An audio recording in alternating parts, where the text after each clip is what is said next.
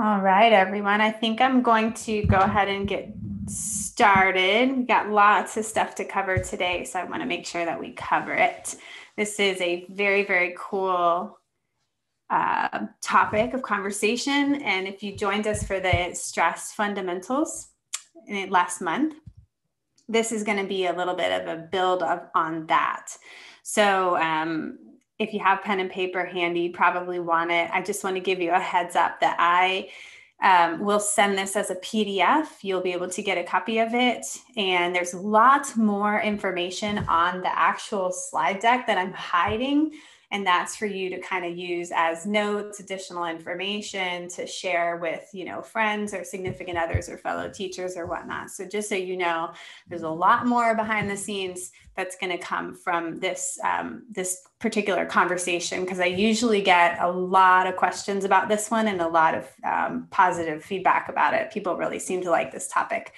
So what we're going to be talking about today, like I said, is going to build upon our fundamentals of stress and performance conversation. We talked about that science behind stress and sort of some of those key fundamentals behind stress, energy, performance.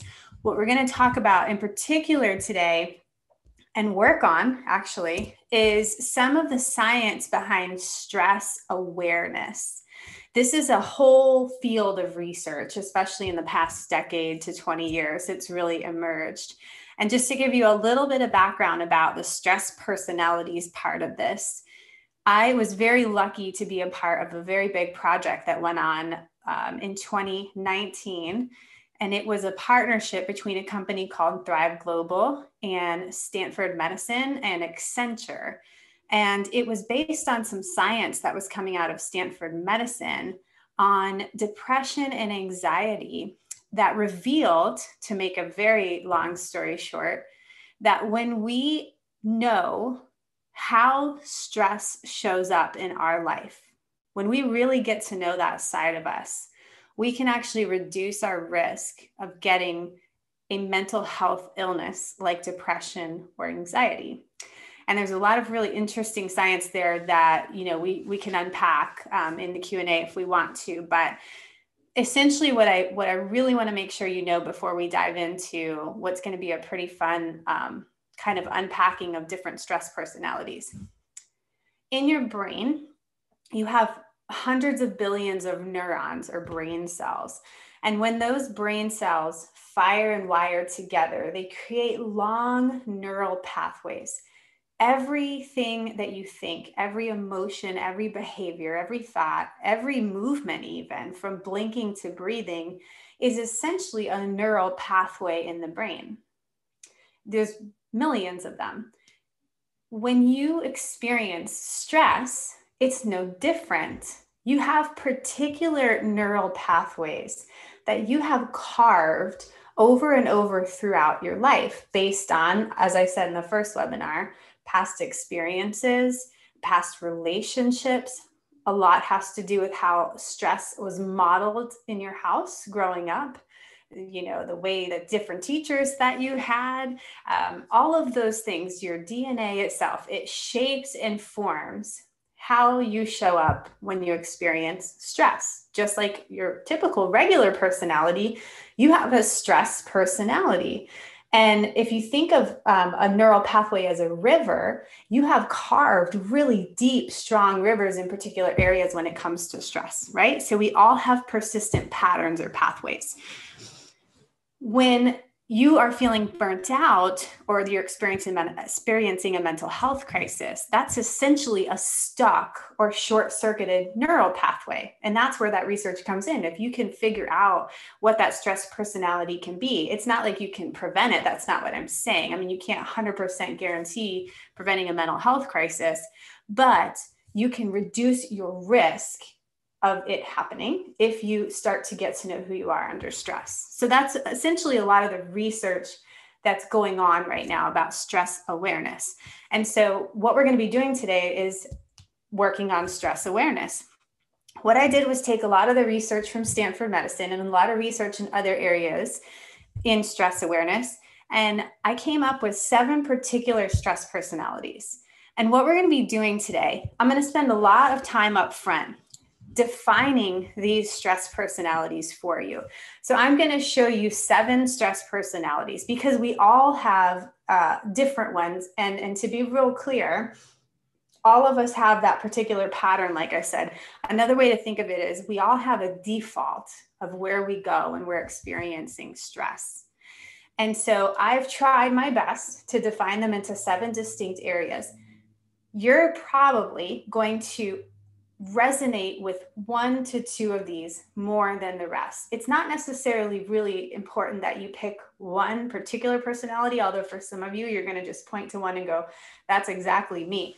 But as I go through these, I'm going to define each one. And I'm also going to show you what areas of the brain are affected by this particular stress personality. I do want you thinking about how you're showing up under stress. And if you resonate with that particular personality, I'd like you to jot that down. And again, feel free to ask questions in the chat or bring things up in there if you want to. Every one of us, based on the research, has a default, has one of these that we can tend to fall in. And then we'll kind of unpack a little bit more about that later. So the first thing that I'm going to do is I'm going to go through all 7 of these and I'm going to define them real quick. And then we're going to sort of unpack and talk from there. Okay. And by the way, these silly pictures, they're not meant to be insulting. They're a little bit more tongue in cheek to make things a little bit lighthearted because of course we're talking about stress here. It's not a really fun topic.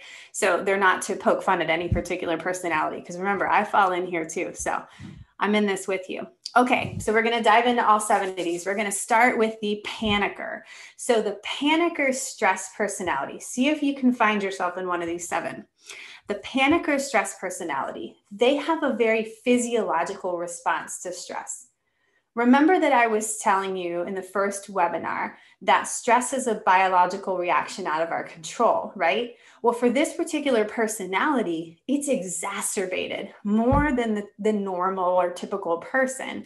So for this person, they're going to have a feeling that's very physiological. They're going to feel that elevated heart rate, sweaty, shaky, weak need. And when I say that they're experiencing stress, by the way, let me back up 1 second. When I'm saying you're feeling stressed, I'm not talking about a crisis. I'm not talking about you just got in a car accident, God forbid. I'm talking about you just heard that once again, you were going to have to change your protocols on how you're going to be disseminating paperwork, you know, for example, as something that might be something you're relating to lately, or you just got an unexpected bill, or your child spilled milk on the floor. That kind of stress, okay? So not the really, really big stuff, but just those everyday typical stressor experiences. So for the panicker, physiological, negative emotions are going to be associated with that. Typically, they're going to be irritated, annoyed, self-deprecating. That's how it feels on the inside. On the outside, this person looks or comes across as short-tempered, overreactive, maybe upset, argumentative, angry. They could be a little introverted because remember, fight or flight, right? But tends to come across as a bit of a bit short-tempered and irritated. So that's what that panicker personality looks like on the outside and how it feels on the inside. I'm going to do that for every personality. What's going on in the brain for that panicker personality is that their limbic system, if you remember, we have the limbic brain and that reptile brain. That limbic system, which controls emotion and controls the stress response, is overactive. And so, like I said, think of it as that stress response on steroids, exacerbated for this particular person, more than the average, right? So that would be your panicker personality. Then you have your worrier. So for your worrier, this is that person that really struggles when they're experiencing stress to stay in the moment. They're usually going to be in the past, or they're going to be surfacing scenarios in the future. This person tends to be a ruminator. They're constantly worried. Think about it like a hamster wheel rolling around in their head constantly. Their mind just won't shut off. Very incessantly fixated on past events or future circumstances. On the outside, they might look like they can't focus. They might look like or come across as very negative. That person who's surfacing worst case scenarios, maybe a little bit of that Chicken Little personality, trouble relaxing, might bring up past failures, trouble making decisions and executing on tasks. In a good way, they could also be that one person in the room that's really good at risk mitigation or risk management, because they're constantly coming up with the worst case scenarios, right? So they're a valuable person to have in the room, but when they're experiencing stress, they're on the hamster wheel and they're having trouble getting off. The part of the brain for this person that is overactive, again, is a part of the brain you may have heard of called the default mode network. It's a series of regions of the brain that essentially link together to form what we would consider the mind-wandering state. So if you've ever been sitting at a traffic light or taking a shower and your mind wanders off, what's actually going on is you're entering your default mode network or your mind-wandering place. All right, so it's the opposite of attentional control. I know that you have seen your students in their default mode network constantly, probably lately with e-learning, right? So the default mode network's not a bad place, it's a neutral place, but it is mind wandering. But for this personality, it becomes overactive. They actually get stuck there. They have trouble getting out of that mind wandering place, which of course by default makes it hard for them to focus and stay in control of their attention. So that would be your worrier. We've had our panicker and our worrier. Now we have our anxious ostrich. So for the anxious ostrich, much like the picture, this person, when they experience negative stress, throws their hands up and goes, I can't even, and they want to go stick their head in the sand and pretend like nothing's happening. So for this person, they tend to get that feeling of anxiety and overwhelm, and they feel like they want to run away and hide. They're overwhelmed by people, sights, noises, lights. They tend to be just kind of overly irritated by those types of things when they're feeling stressed. They're going to turn down the music low. They're going to turn down the lights low, that kind of personality. And remember, this is not your personality. This is your stress personality. So this is not this a mindset that you walk around with forever. It's just when you tend to get stressed. On the outside, how it looks: anxious, tense, hard to focus. They might come across as confused or unorganized, and they tend to be a little bit of a loner or secluded or walk away when they're experiencing stress. Even the most social anxious ostrich is going to walk away and want to be by themselves because, again, they're overwhelmed. They might procrastinate, and they tend to look like they're having trouble relaxing or feeling a little bit rushed. Here's the interesting part. Same picture as last time, same image. Remember, we had that default mode network, right? That's our mind wandering state. On the right here, you see central executive network, which I'm sure you've heard of, and that's your attentional control. And then in the middle here, you see the salience network. For the anxious ostrich, the salience network, another region of or particular regions of the brain, the job of the salience network is to filter in what is relevant for us to pay attention to and filter out the rest. So for right now, I'm in my home. I can hear my 10-year-old only because I'm drawing my attention to it now, and he's just talking quietly in the other room. My salience network was filtering him out because I am focused on you and on this webinar until I drew my attention and considered him relevant. Here's the problem. With this particular personality, the salience network becomes overactive and everything is relevant and in need of our attention. Everything becomes very overwhelming very quickly. This tends to happen when you get, let's say, an influx of emails, when you already have a lot of them and you have a huge to-do list and you have the students talking over here and you're managing this test over here, and you can start to see where the anxious ostrich will get overwhelmed. I'm not saying we all don't feel like that all day long, but this tends to be the default place that they go. All right. So their salience network is overactive. And then we have our Debbie Downer. So the Debbie Downer, this particular personality, the key differentiator here between the worrier and the Debbie Downer is the Debbie Downer, and I'm sorry if your name is Debbie, I'm not meaning to offend, I just couldn't think of a better name for this personality. The Debbie Downer, the key differentiator is that the negativity is self-directed. So for this, the Debbie Downer, the initial response to a stressful situation is, I knew it, it's me, I'm the worst. Self-doubt, I can't do this, I can't do this, I'm not enough, right? Eeyore mentality, glass half empty, hard to focus on the positive. They go straight to the negative. Again, good for risk mitigation. This is the person you want in the room when you're trying to think of what could go wrong, right? Often focused on who they are versus what they do. So they're going to say something to themselves like, I'm so stupid, rather than, oh, I acted stupidly in that situation, which is actually a very important difference. How it looks on the outside, they're going to be very negative, self-deprecating usually. They're actually going to have trouble accepting feedback, even positive, maybe especially positive feedback. Low confidence, unsure, hesitant. They're going to ask a lot of questions. They're going to question themselves and have trouble making decisions. For the Debbie Downer, the particular area of the brain that's overactive, again, is actually not an area, but a quality of the brain known as the negative bias. Our brains naturally, as a survival mechanism, have a negative bias. We actually respond 3 times more strongly to negative stimuli and input than positive. And that's to keep us alive, right?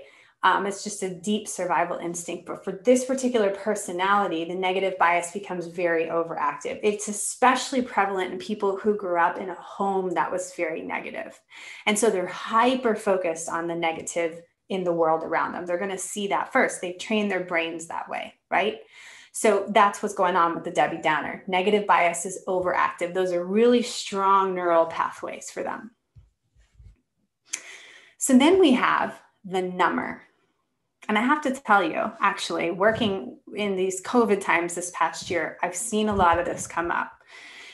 For the number personality, when they experience stress, their default is to block it out completely. They're going to block it out. That's hence the numb feeling. They tend to compartmentalize the stress. Here's the problem, though. They do that to get through. But what happens when they do that is when they suppress the negative, they also suppress the positive, because you can't suppress one emotion and not suppress another. You suppress one, you suppress them all. And so they start to feel numb, emotionally numb. They actually have trouble finding pleasure and joy in the small things after they've trained themselves to shut down when things get hard. And so they tend to also overindulge in things like social media, sugar, unhealthy foods, gossip, alcohol, etc., because they're trying to feel something. And this is a very common personality when it comes to crisis as well. If you talk to trauma surgeons and first responders, this tends to be their stress personality almost all the time. And it's for obvious reasons. They're dealing with traumatic situations, but for people who are experiencing everyday stress and they can identify with this number, you probably identify with a lot of these how it feel scenarios. How it looks on the outside, that's the interesting part. They kind of come across like they're not so friendly when they're stressed. Apathetic, rude, exclusive, indifferent, cavalier. They might seem unresponsive and uncaring. That's not who they are. That's actually because they are having trouble getting by and expressing emotion. The part of the brain that's underactive now, is the reward center of the brain, the mesolimbic dopamine pathway, which controls the release of dopamine in the brain. Remember, they've shut it down. Don't show emotion. Don't feel the feelings. And then eventually that part of the brain becomes underactive for them under chronic stress or negative stress. So that's your number. 2 more. These last 2 are very similar. I want to see if you can spot the difference. So the last 2, foggy head, is the 6th personality. How it feels. Our foggy-headed personality, their brain feels, unless you've experienced it, hard to explain, foggy, not sharp, not with it. They're having trouble thinking straight. They're having difficulty planning. They're feeling very forgetful. They're having trouble grasping at their thoughts is a good way to explain it. They also have a lot of trouble making decisions. How it looks on the outside, they come across a little bit forgetful and spacey. They have trouble finding the right words. They might look unorganized and not with it, or indecisive, or having trouble making decisions. If you notice, a lot of these how it looks are very similar. I want you to pay attention to that. Behaviors on the outside don't always reflect the emotions on the inside. The part of the brain that is disrupted, so not overactive, not underactive, but disrupted, is the cerebrum, which, as you probably know from college, the part of the brain that gives us conscious control of our thoughts. And remember in the first webinar, when I was telling you that when you experience stress, you've got 30% of that blood flow to the reptile brain. Well, for this person, it's a little bit exacerbated that they lose that cognitive control. And it's really that area of the brain that helps them grab at their thoughts. And that part of the brain feels disrupted. So when they're experiencing stress, they're really having trouble thinking straight, is the best way to explain it. And then the last personality is known as the distracted. Our distracted personality, different than the foggy head. And I'll explain why in a second. For this particular person, how it feels on the inside is that they have trouble concentrating in the moment on a particular task. They're having trouble focusing. Thinking and feeling attentive, being attentive feels very exhausting for this person. So that's kind of a key marker for this personality. They get really tired really quickly having to pay attention. For this person on the outside, they come across the same way as our foggy head, maybe even a little bit like our number, just forgetful, spacey, maybe distracted or apathetic or unorganized, not with it, usually quite tired when things are stressful for them. Here's the differentiator. The part of the brain that is disrupted, again, for this person is a little bit different than it is for our foggy head. And that is in that the part of the brain that's disrupted is the prefrontal cortex, which is responsible for attentional control. So for the cerebrum, which gives us conscious control of our thoughts, having trouble grabbing at your thoughts, the distracted is having trouble staying focused on one particular task. And that's very exhausting for them. It's chewing up a lot of that glucose in the brain to have to pay attention when they're experiencing stress. So a little bit different than the foggy head, but also a lot the same. So that is all 7 of our stress personalities. I'm going to actually go backwards here, and I'm going to show you the slide with all 7 of our personalities, because I just realized I should have copied that slide back over. I'm going to stop here for 1 second, and I'm going to ask you again the question. What is your stress personality? So I've given you 7 of these. And to reiterate a couple of things while you're thinking about this. Number 1, you can experience all 7 of these in 1 hour sitting with your class. You can experience all 7 of these in a day. The difference is, based on the research, 1 to 2, usually 1, tends to be your default go-to. So the question I have for you is, if you think back to things that have felt stressful in the past day, week, month, year, where have you gone first? What is your first default? And that's probably your stress personality. Another thing I want to call out, it's not that important to narrow it down to 1. What's really important here is just getting to know who you are under stress. And so I challenge you, if this is difficult for you and you don't know right off the bat which one you might be, remember I broke this down to how it feels and how it looks. And so I've actually included some questions in the slide deck that ask the question, how does it feel physically, mentally, and emotionally when you're stressed? And I'm going to challenge you to ask somebody that you know, that you trust, to ask them, how do I show up? What are my behaviors? Maybe you know, but maybe they see something you don't. So those are questions you want to start to ask yourself to get to know who you are under stress. And the reason it's so important to get to know who you are outside of the fact that I already told you it can reduce your risk of a mental health crisis. But outside of that, what helps you get out of a stressful situation is going to be different. This is important. Don't miss this. Different for each personality.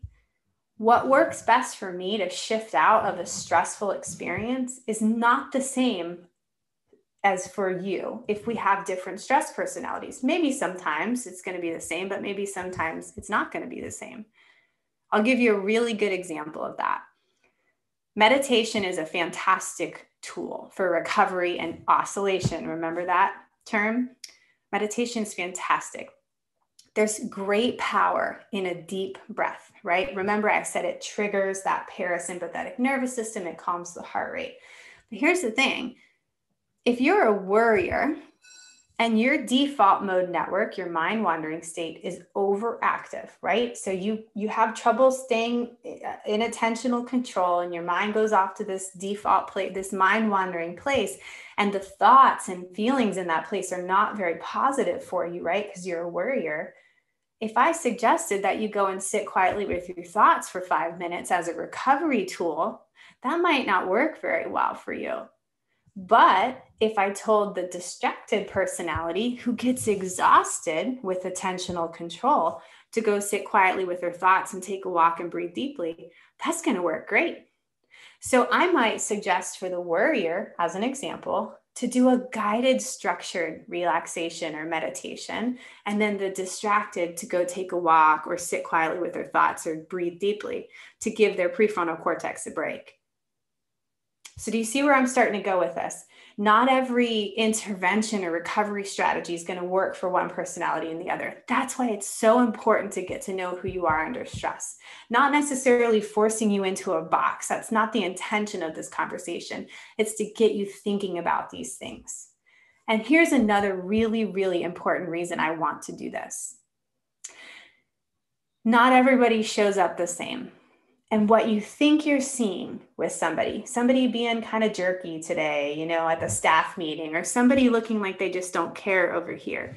It could be that they're experiencing a lot of stress and this is their personality, or what they're feeling on the inside isn't necessarily being reflected on the outside with their behaviors. It's really, really cool when you start to think about how differently we all are when we're experiencing stress. You start to better understand that, listen, we're in this together, and you have to have that empathy that so-and-so in the corner who looks like they're panicking, and so-and-so over here who's really been really negative lately, maybe they're under a whole lot of stress, right? And maybe it's not showing up the same way as you. So a lot of different reasons I think this is an important conversation. So let me shut up for a second. And I want you to go to that chat if you don't mind. And I want you to tell me, who do you think you are under stress? And I'm going to give you a minute to think about that. And then I'm going to move on to what do we do about it? What are the interventions we could put in place once we know who we are?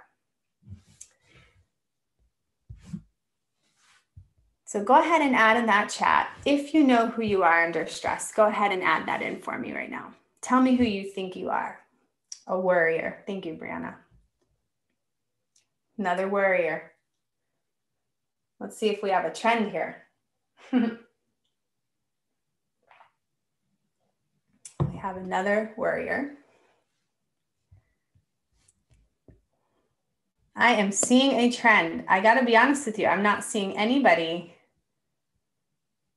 who is not a worrier so far. That's really interesting. Oh, okay. We have one distracted and a worrier. Worrier, number, and foggy head. I love it.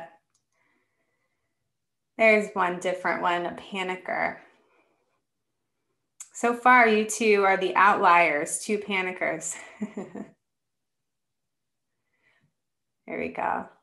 Thank you. This is really great for you all to share. I really appreciate this. Anybody else want to share who they think they are? Also, before you feel like you're weird or different, if you were able to pick out your significant other, your best friend, your teammates, your teaching team before yourself, that's very normal. Remember, you think you know what they are, so make sure you're going to talk to them about it before you jump to any conclusions. Okay, so we've got a pretty decent mix of worriers and panickers, and maybe a foggy head and a foggy head. So I got a number in there too. All right, thank you for sharing. That was really helpful. So again, just to kind of reiterate the point, knowing who you are under stress is the most important part of this. Putting them into the personality traits, it's more or less to help you get to know the concept of neural pathways, right? And then I also want to share with you that if you have a neural pathway that's a worrier, for example, since that's a lot of you, we can change that. We can reroute and create a new neural pathway that is more serving of you and beneficial to you, especially when you start to get to know who you are under stress. So if you're locked in and you know that you're a worrier, thanks to this process called neuroplasticity, over time, we can intervene on that. And remember what I said from the last webinar, we can start to close that gap between feeling worried and then redirecting and starting to think a little bit more positively, for example, or coming off of that worry and start to get out of that mind wandering state. So thanks to that process, we can put together different interventions. This is just a bunch of text for those of you, when you take this offline and get the PDF, if you're still having trouble figuring out who you are, these are 3 questions that you could go through and answer. One of them is, how do you show up physically? Like I was telling you. Another one was, be brave, ask someone close to you. And then a third one, this is a tough one. So I want you to take this offline and think about it. What's your trigger? What really throws you into that stress personality? For example, for me, sudden changes in plans don't trigger me, but if things build up, if I have a big to-do list and I hear one more ding on my email, sometimes that could push me over the edge. And then I'm an anxious ostrich, so I just stick my head in the sand and walk away. So what I know what my trigger is because I've spent time thinking about it. So those are some questions you can take offline and start to think about. What are the triggers that come with and activate that stress personality? So the next question I have for you to think about and write down as I'm talking, because I'm going to go through some interventions here, is what helps you shift out? So you're going to see a ton of parallels in these webinars. That's very intentional. When we talk about oscillation, when we talk about recovery, it's synonymous with what we're about to talk about here. What usually helps you shift out? So you've given me great ideas in that first webinar about oscillation strategies that work for you. And a lot of you were sharing them and everybody was doing great, kind of collectively coming up with ways that you could recover through your day. This is going to be very, very similar to that, but I still want you thinking about it with regard to your particular stress personality. Because remember, what works for me might not work for you, et cetera. So what helps you shift out of that default stress response? So as we're talking and as I'm throwing a couple of these at you, I want you to write down which ones you think resonate with you more. So I'm going to give you first what works for everybody, every personality. At the top, I wrote connection is king. When you look at the research in mental health and stress management, there is a number one, a first place for the best intervention. And it's actually above, sometimes in some cases, even medical intervention, prescription intervention. And that is connection. Reaching out to others, even if it is virtual. Collecting a group of people that you can reach out to when you're experiencing stress can really be one of the most powerful things that you can do for yourself to bring yourself recovery for any stress personality. I had a speaker and pastor once I heard call them capital F friends. So make a list of those capital F friends in your life. And those are sort of your default people that you would call or connect with or text with if you were feeling stressed. So connection is king. That works for all personalities. We're going to get into next time, actually, sleep. exercise and movement, and nutrition. Again, interventions that are kind of big and broad and work for every personality.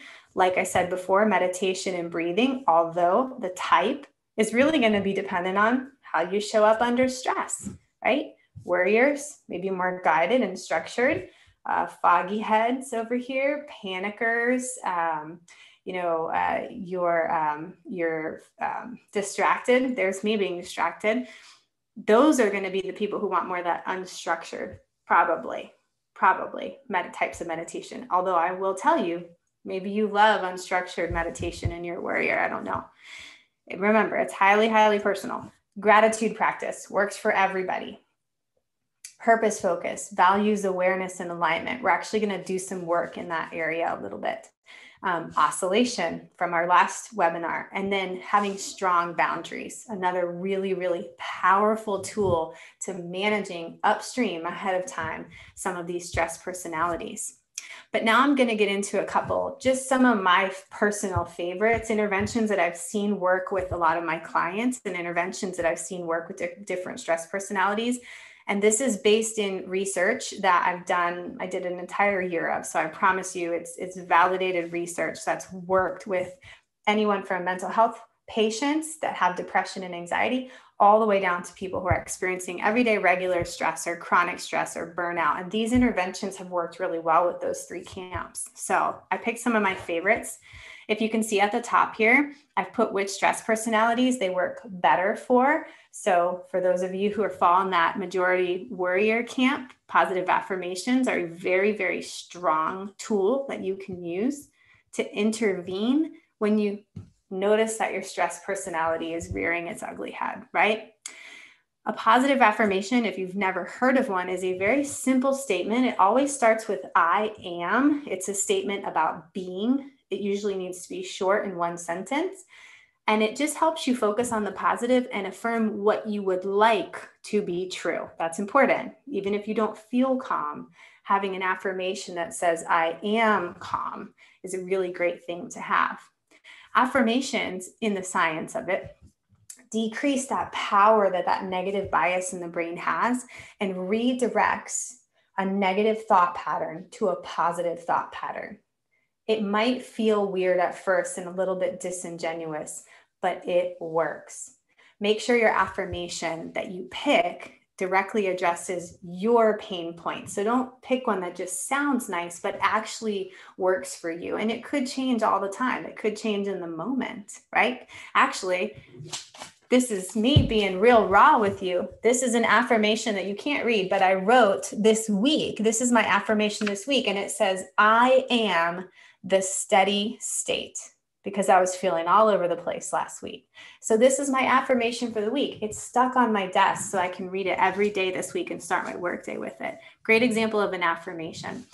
And I wanted to throw this study out there because I thought it was really interesting and kind of proof in the pudding about how powerful our thoughts can be. Youth basketball players who repeated the word relax before shooting a free throw actually had a higher scoring percentage than the ones who repeated the word fast. So what does that tell you about how powerful our words can actually be? Here are some ways to implement that in real everyday life. Like I said, you could put a Post-it note on your desk and pick a new affirmation each week. And it turns a perceived weakness into a strength. So my anxious ostrich, all over the place personality, and I'm turning that into a perceived strength. Identify a moment in your daily routine where you can practice building positive affirmations. I have the habit every day of sitting down at my desk and starting my day. So why not stack that habit on another habit and put the Post-it note on my desk? But you can also put it on your mirror while brushing the teeth. You can read that positive affirmation when the bell rings at school. A lot of different ways you could do that. Pair your positive affirmation with a moment of recovery time. So it could be reading your affirmation and taking a deep breath, or doing a set of squats, or taking a walk and repeating the affirmation to yourself. It could be during your regular prayer or meditation time. And then you can create, like I said before, new affirmations once a month, once a grading year. Even people I know choose an affirmation once a year that address particular stressors or worries that they might have. Really, really cool Very simple, very easy intervention. Another thing that you can do is reframe. This is really great for actually the stress personalities that you all indicated that you relate to: panicker, worrier, Debbie Downer, and number. The reframing we talked about in the last webinar, I want to stick with it and dive into it just for a second. Reframing is a strategy where you just simply try to intentionally change your perspective about a stressful situation into a more positive situation. It sounds simple enough, but it's really hard to do in the moment. So we're sitting here, us right now, hopefully all of us, in a calm and reflective place where we're ready to learn. But tomorrow, when we start all over again and we feel stressed, this reframing actually becomes really difficult to do. So it's a skill that is to be learned and honed and practiced. The active and intentional shifting of your mindset in the moment is the cool and hard part. When you practice this on a regular basis, it starts to get easier and easier to do in the moment. It disrupts a default toward negative beliefs about yourself and reduces overall negative stress response. That's based on a lot of different studies, and can also help that particular number personality by shifting their perspective on what brings them joy and energy. So particularly good for that one.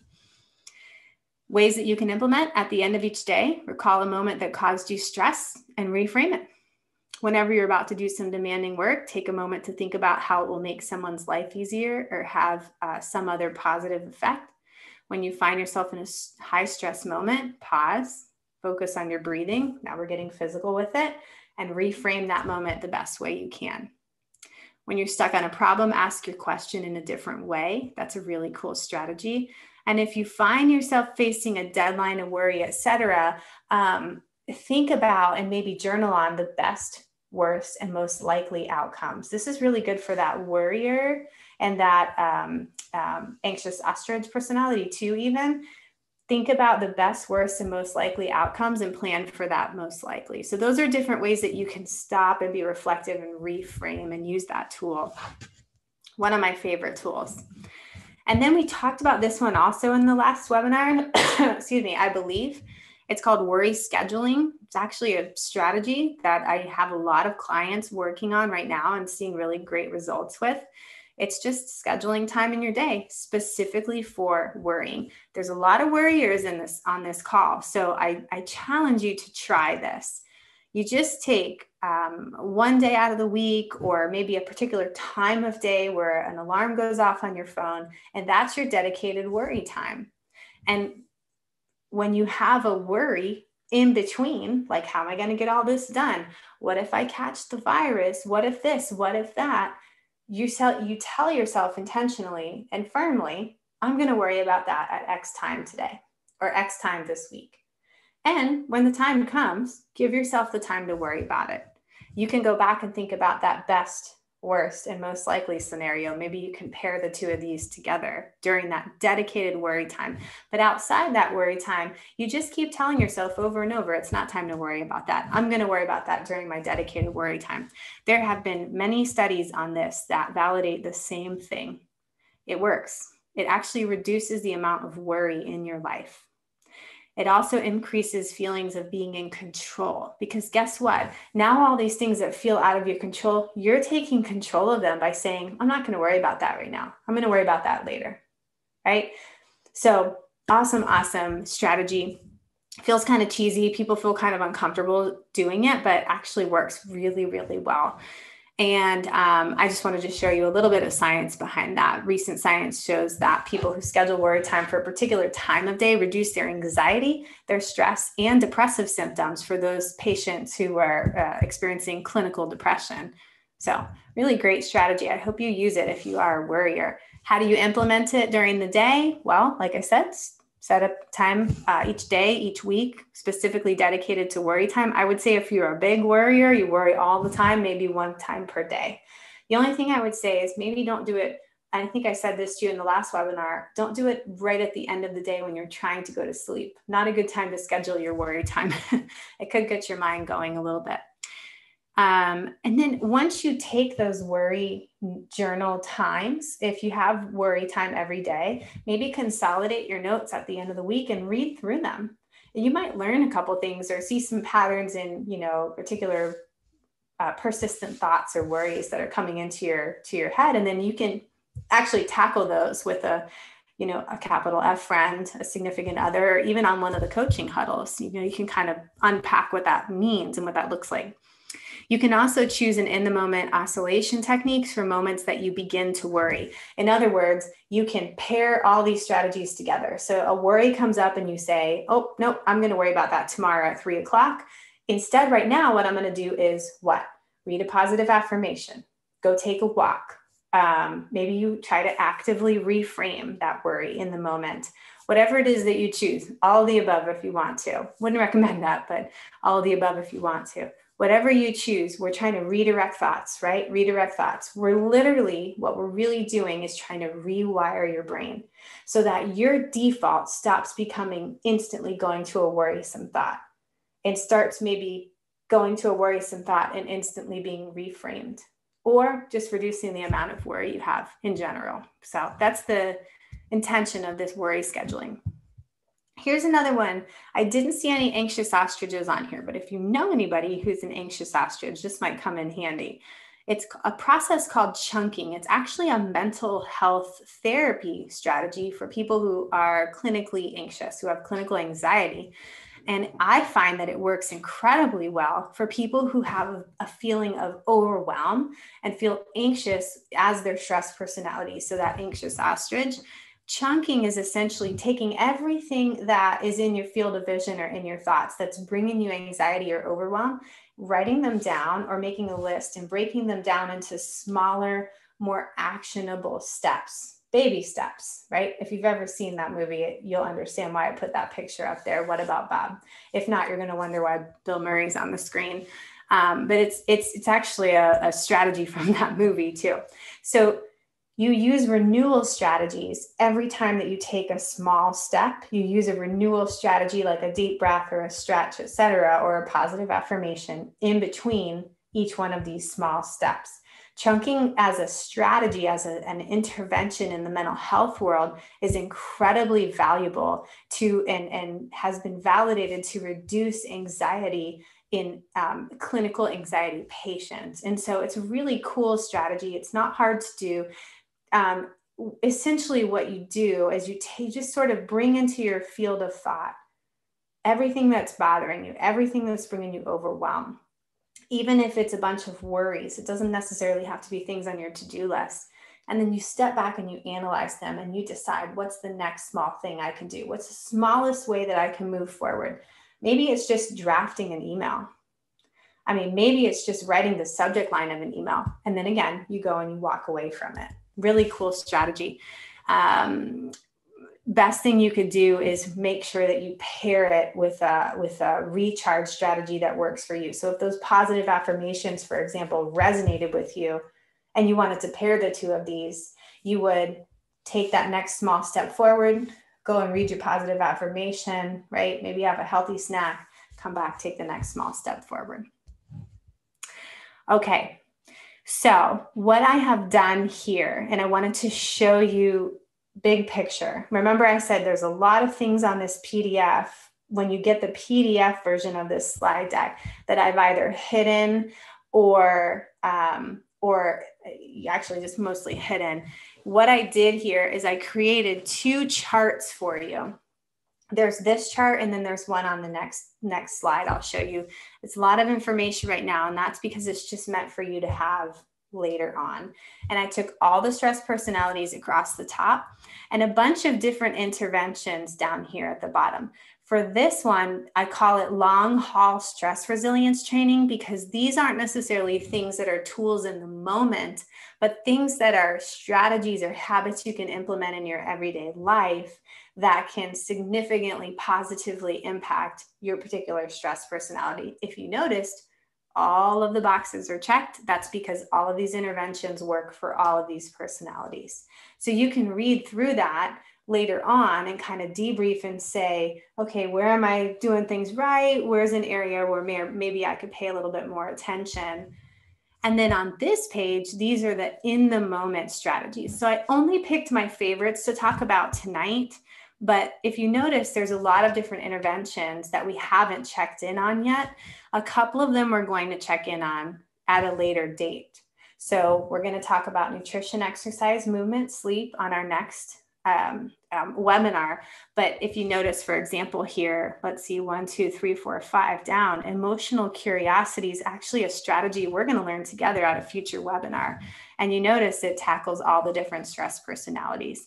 We're also going to experience a little bit of meditation at a future webinar. So just wanted to kind of give you, I don't know, a broader view of all the different interventions so you could print it out and maybe you could, you know, pick your go-to strategies that work really well for you.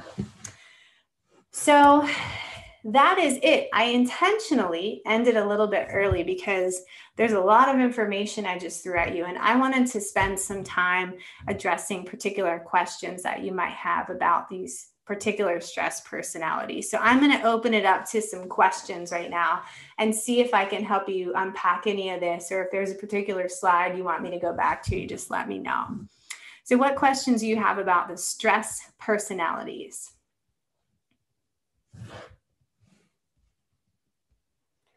And by the way, jot that date down for our next webinar, February 1st, 5:30 to 6:30 p.m.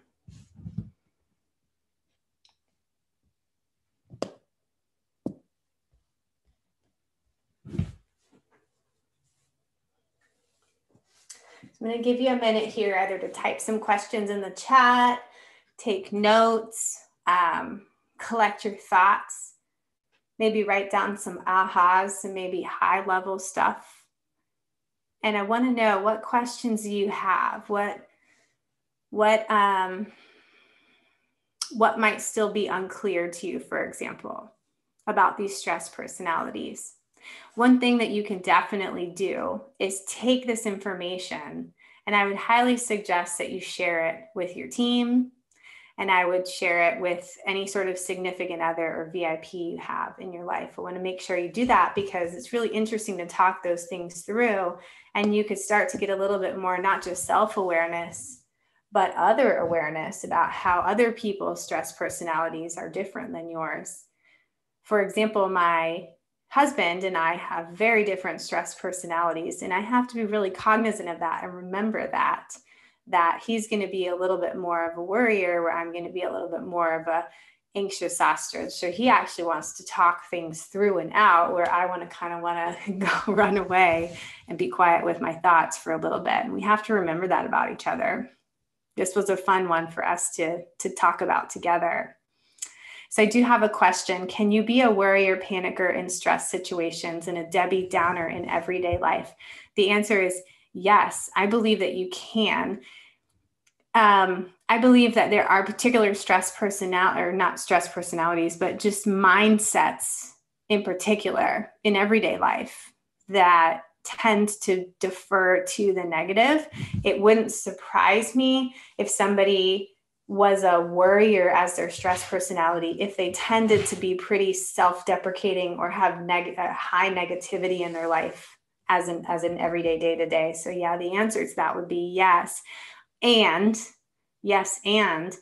there is something you could do about that. We could redirect those negative thoughts and those negative thought patterns to focus more on the positive through interventions like positive affirmations, meditation, journaling, etc. So I'd highly recommend that you intervene on that now and sort of test the waters. Somebody said, what is a strategy that would work for the distracted? And can you be one in the past, like a panicker, and now become different, like a distracted? The answer would be sure. I mean, neuroplasticity, really that process is creating new neural pathways. And if you reinforce a thought, behavior, or emotion enough times, it will start to become the persistent or dominant thought or emotion.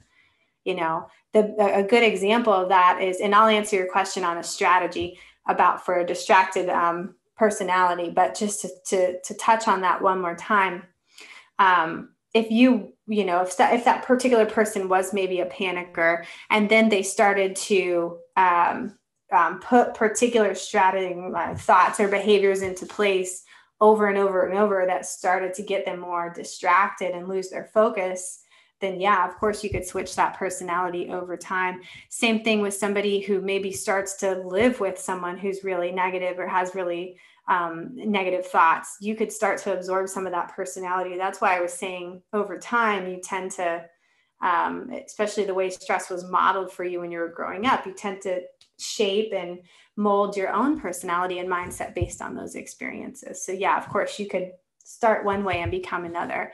To answer your question, what is the strategy that would work for the distracted? Definitely meditation would work for a distracted, redirecting focus back. What you essentially want to do is you want to give that prefrontal cortex a little bit of a break. So when you're experiencing stress and the prefrontal cortex is disrupted, there's no point in pushing in and forward and just telling yourself you have to focus harder. That's not effective. It's not going to work. So what you want to do is give your prefrontal cortex a little bit of a break. So one of the best things you could do, in my opinion, is take a deep breath and move yourself into a mind-wandering place, the default mode network. So how do you do that? Well, how do you typically get into a mind-wandering place? Usually it's going to be doing something called an autonomous task, something that doesn't require you to be thinking much. So coloring, breathing, stretching, taking a walk, listening to music, maybe music that doesn't have any words like classical music, anything that can get you into a mind-wandering place just for a moment or two, even if it was just for a minute or two, would be a really great strategy for the foggy head and for the distracted, because we want to give that area of the brain a little bit of a breather and then come back in. So I actually have a superintendent that I work with, and this is her stress personality, is the distracted. And that is the strategy that we came up with, is that we would stop and we would breathe. And she actually does a yoga pose, and she takes a minute of deep breathing and then she comes back in. And as busy as she is, it works every single time. So I hope that answers your question. So do we have any other questions about these stress personalities?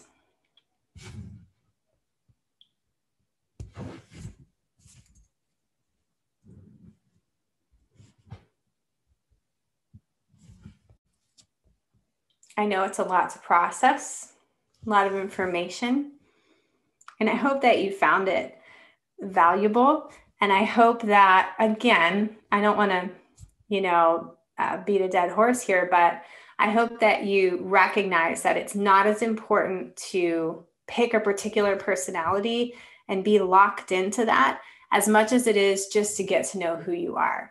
If you're having trouble figuring that out, I would highly recommend that you just spend a week or so, this next week maybe, and just start to pay attention. What are my defaults? What are my defaults? Start to track that and journal it and see where it goes. And maybe you can start to put yourself into that particular, maybe one or two personalities. And I did get the another, I'll answer this question. I think it's a private question. I'm going to answer it privately. So if I have any other questions, I'll answer them now. Otherwise, on Monday, February 1st, 5:30 to 6:30 p.m., we're actually going to dive into nutrition, exercise, and sleep. It's a hot topic. We're going to talk about it through the lens of stress and resilience and energy. And hopefully you all jump on one of these huddles in between now and then and sort of unpack some of this information, share it with your colleagues, share it with your loved ones, and we will get this PDF to you. I hope you have a fantastic night, and I hope you're having a great new year. And I'll be thinking about you until this next webinar. Thank you, everybody.